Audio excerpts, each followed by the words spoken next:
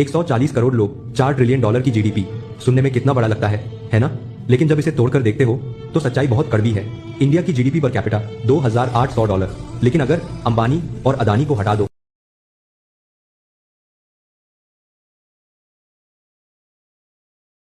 तो ये $2,700 रह जाती है। टॉप 1% अमीरों को हटा दो तो ये गिरकर सिर्फ $1,730 रह जाती है। और अगर टॉप 5% को भी निकाल दो तो पता है हर भारतीय की औसत कमाई सिर्फ $1,130 बचती है, यानी महीने के 8-9 हजार रुपए।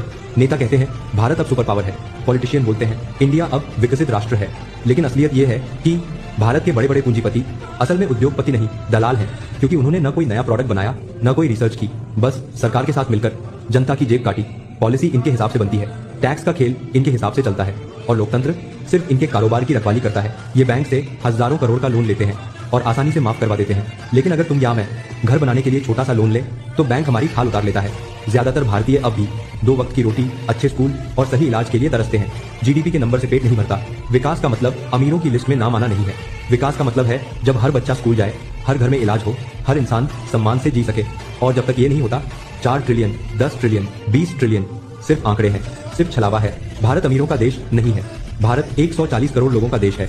और जब तक ये 140 करोड़ खुश और सुरक्षित नहीं होंगे तब तक जीडीपी के नंबर सिर्फ एक झूठे सपने रहेंगे।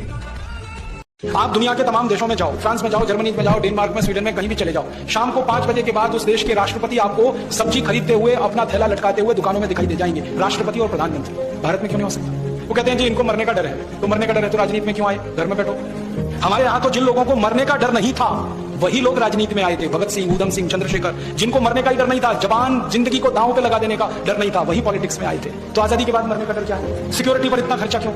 और मेरा एक ही कहना है कि अगर इन नेताओं ने किसी का कुछ बिगाड़ा नहीं तो इनको चिंता क्या मरने की? कोई मारेगा क्यों? और अगर इन्होंने बिगाड़ा ही बिगाड़ा है तो इनको क्यों नहीं मार देना चाहिए? क्यों जिंदा रखना?